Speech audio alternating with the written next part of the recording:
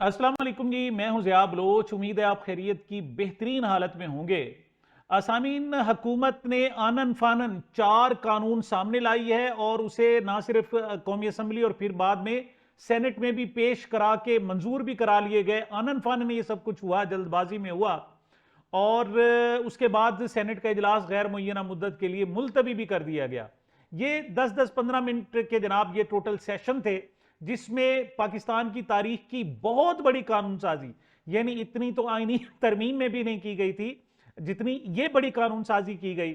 आज के इस सेशन में हम देखते हैं कि क्या हुकूमत ने ये सब कुछ, ये जो 4 बड़े कानून हैं, ये हैं क्या, हुकूमत ने ये क्यों मंजूर करवाए और इस मंजूर कराने से जो मकासद थे क्या उसके हासिल हो गए या नहीं हो गए, और इससे हुकूमत को नुकसान क्या हुए। कम से कम 2 बड़े नुकसान हैं जो मैंने आज आपको बयान करने हैं। सबसे पहले तो ये क्या कानून थे, इसको वैसे तो बहुत सारी शिकें थी कि एयरफोर्स में भी, नेवल में भी, और दूसरी तरफ जनाब आर्मी के जो कवानीन है उसमें एक्ट में भी तरमीम की गई और बहुत कुछ किया गया, लेकिन बुनियादी तौर पर ये 4 बड़ी तरमीमात हैं जनाब, उसको मैं समराइज कर देता हूं। सबसे पहले तो जो चीफ्स थे, यानी आर्म फोर्सेस के जो चीफ्स थे, सरबराह थे, उनकी मुद्दत मुलाजमत पहले उम्र के हिसाब से होती थी 3 साल के लिए, अब उसको 5 साल कर दिया गया। पहले 3 साल थी और वो 64 साल की उम्र में रिटायर भी हो जाया करते थे, लेकिन अब उसको जनाब 5 साल फिक्स कर दिया गया। और ये नहीं है कि सिर्फ फिक्स किया गया, बल्कि जब जनाब वो 5 साल पूरे हो जाएंगे उसके बाद भी उनको एक्सटेंशन दी जा सकती है। फर्ज करें जनरल आसिम मुनीर साहब हैं, ये जनाब 3 साल के लिए थे, तो इन्होंने जनाब 2026 में जनाब जाकर रिटायर होना था, लेकिन अब 5 साल चूंकि इनकी मुद्दत हो गई है तो ये आर्मी चीफ 2028 तक रहेंगे। अच्छा, और इलेक्शन जेहन में रखें कि इलेक्शन 2029 में होंगे अगर ये 5 साल का दौर ये चलता रहा तो। लिहाजा 1 साल बाद, जब उस वक्त उनकी उम्र जो तकरीबन होगी वो उस वक्त 66-67 साल हो चुकी होगी, लेकिन उस वक्त भी हुकूमत चाहेगी तो उन्हें 5 साल की फिर एक्सटेंशन दी जा सकेगी और वो जनाब 71 साल में 70 साल की उम्र तक फिर जनाब आर्मी चीफ रहेंगे। और फिर बात यहां तक खत्म नहीं होती, फिर जो नई हुकूमत होगी वो मे भी यही जनाब पीटीआई ARD की हुकूमत हो, PDM की हुकूमत हो, मुस्लिम लीग नून और पीपल्स पार्टी की हुकूमत हो, वो चाहेगी तो वो 5 साल और भी दे देगी। मतलब आर्मी चीफ को ताहियात भी रखा जा सकता है। और बात सिर्फ आर्मी चीफ तक नहीं, क्योंकि सिर्फ अगर आर्मी चीफ को जनाब एक्सटेंशन या 5 साल मुद्दत की जाती तो एतराज हो सकता था। लिहाजा जो नेवल चीफ्स हैं उनकी उम्र मुद्दत भी 5 साल कर दी गई, जो जनाब एयरफोर्स के चीफ हैं उनकी मुद्दत भी जो बतौर चीफ जो है वो 5 साल कर दी गई है। नंबर 1, ये पहला कानून है। इससे क्या हुआ है, इससे जनाब हुकूमत ये ख्याल कर रही है कि चूंकि ताकतवर के जरिए हुकूमत लाई जा सकती है, हुकूमत में ठहरा जा सकता है, लिहाजा ये पोर्शन हमारा महफूज हो गया। दूसरी जनाब जो बड़ी कानून साजी की, वो जनाब इन्हें जो तकलीफ थी वो सुप्रीम कोर्ट से थी।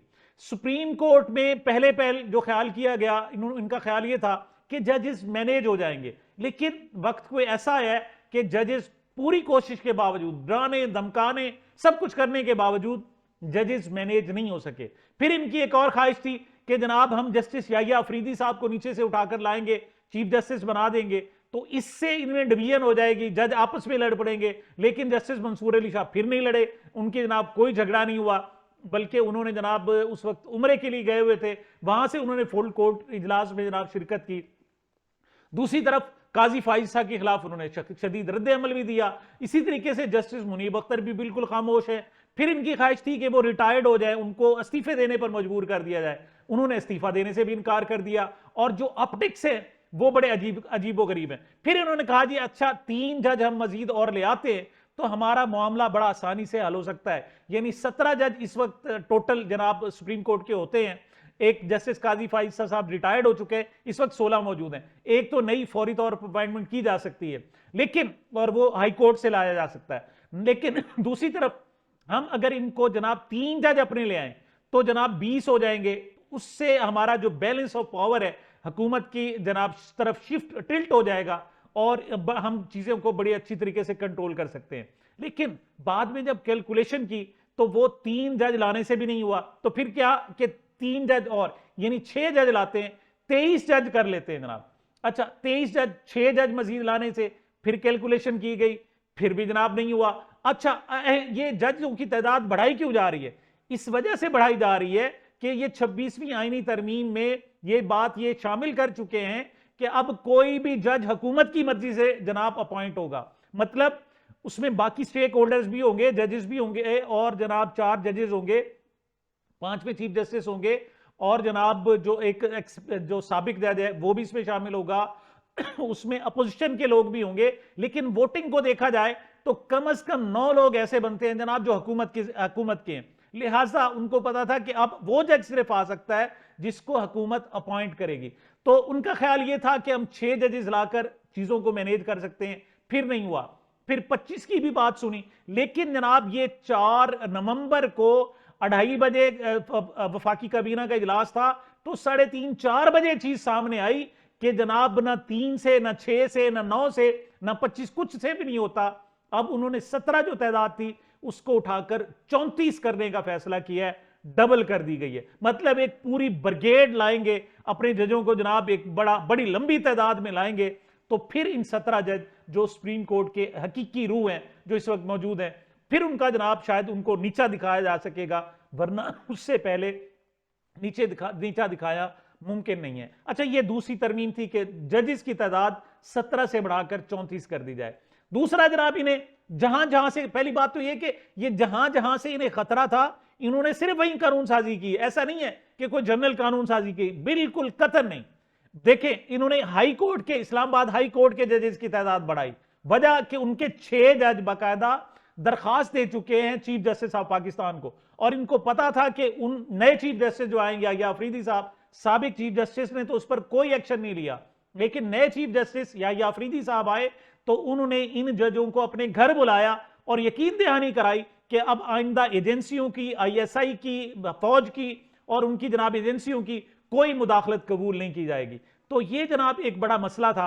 तो ऐसी सूरत में इन्होंने बाकी किसी हाई कोर्ट को मैनेज करने की कोशिश नहीं की, ना पंजाब को, लाहौर को, ना कोयटा को, ना पेशावर को, ना सिंध को, बल्कि इनका जो टोटल फोकस है वो सिर्फ इस्लामाबाद पर रहा, क्योंकि इस्लामाबाद के लोग जनाब जज जो है इनसे कंट्रोल नहीं हो रहे थे।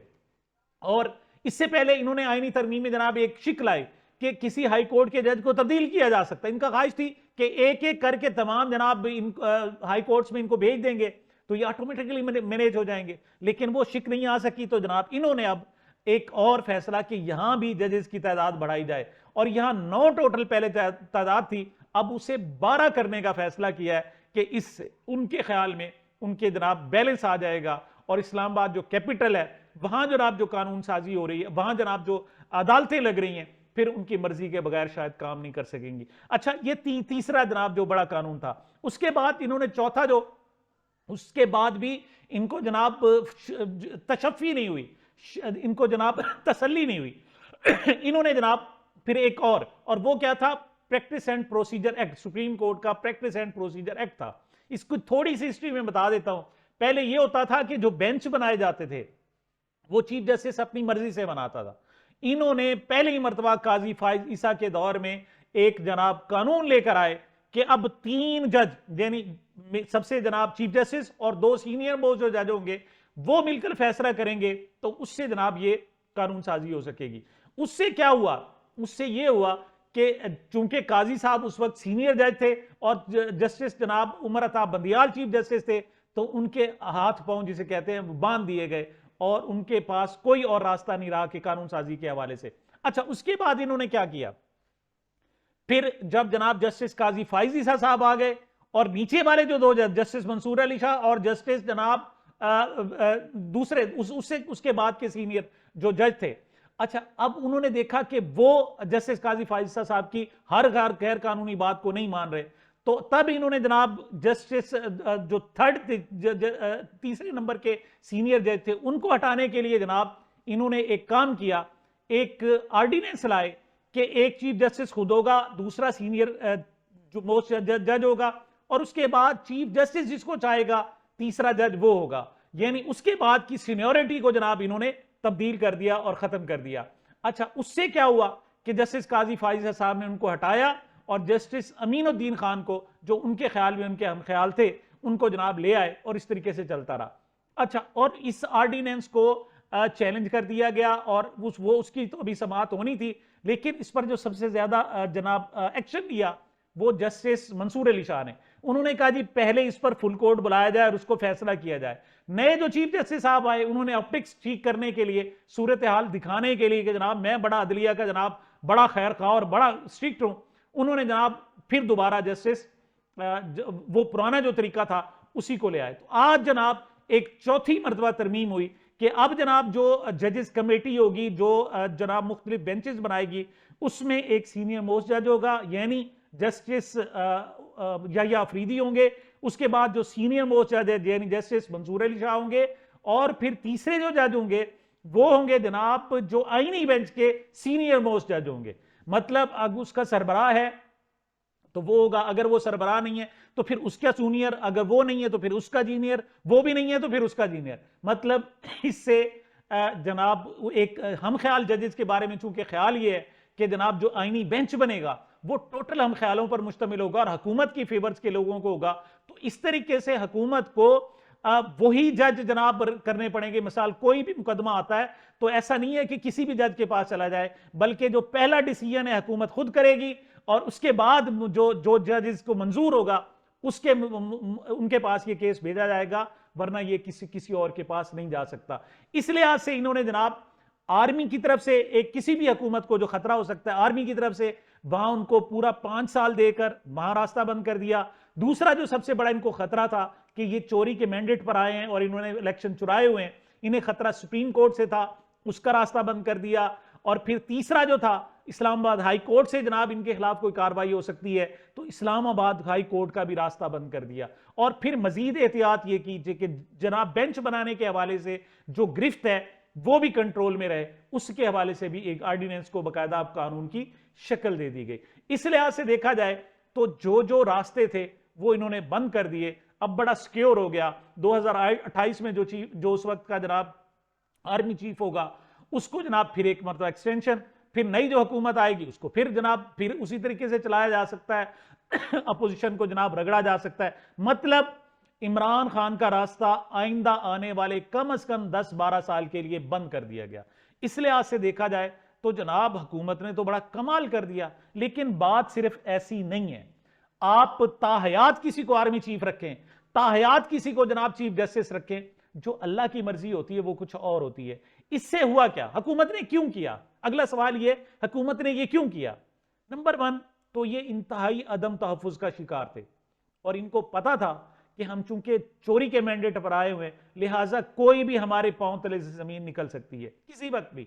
लिहाजा इन एक अपने आप को तहफ़्फ़ुज़ देने के लिए इन्होंने फौरी तौर पर कानून साजी की, और वो भी ऐसे आलम में की कि 4-5 बजे तक 5 बजे तक किसी को पता ही नहीं था सिवाय वजीर कानून के।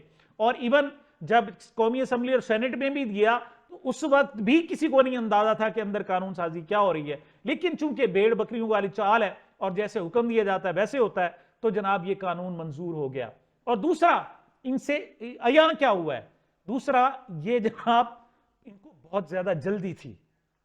जल्दी इस वजह से थी कि ये जितना जुल्म कर चुके थे जनाब अपोजिशन पर, खासतौर पर पीटीआई पर, इमरान खान पर, लोगों पर हजारों की तादाद में मुकदमात, हजारों की तादाद में लोगों को पाबंदे सलासल कर चुके थे। लेकिन अब एक नई वेव क्रिएट हो गई थी, अब एक नया अवामी शऊर आ गया था। अब किसी तौर पर भी उस जुल्म को 9 मई को जनाब इन्होंने 2 साल तक रगड़ा। 9 मई के वाकया को एक जनाब जिसे कहते हैं कि फॉल्स फ्लैग ऑपरेशन को 9 मई को इन्होंने 2 साल तक कैश करवाया। अब इन्हें पता था वो भी कैश नहीं हो सकता, अब इन्होंने रास्ते बंद करना शुरू किए। लेकिन इससे ये खुद लोग एक्सपोज हो गए। अब लोगों को पता हो गया कि इनके पास तहफ़्फ़ुज़ भी नहीं है, ये सच्चे भी नहीं है, ये जाली मैंडेट पर भी हैं और इनके बुखलाए हुए भी हैं। इस वजह से जनाब ये सारी जल्दबाजी में हरकतें कर रहे हैं। तो याद रखिएगा इनका ये एहसास अदम तहफ़्फ़ुज़ और इनकी जल्दबाजी जो है यही इनको ले डूबेगी। और अपने आप को आज बड़ा सिक्योर, एक चोर होता है ना, चोरी करके आता है, वो कहता है जी मैं सीसीटीवी फुटेज भी ले आया, मैंने नकाब भी पहना हुआ था, मैंने बड़ा गौर किया, किसी को जनाब किसी ने मुझे देखा भी नहीं है। लेकिन फिर भी चोरी चोरी होती है, गलत काम होता है, वो कोई ना कोई रास्ता छोड़ देता है। और याद रखिएगा ये 2 चीजों से पकड़े जाएंगे, एक इनके अंदर जो अदम तहफ़्फ़ुज़ है और दूसरी इनकी जो जल्दबाजी है। सामीन, ये मेरी अब तक की गुजारिशात थी। मुझे अपने इस चैनल को अपनी मोहब्बतों और दुआओं में याद रखिएगा। मिलते हैं छोटे से वक्फे के बाद।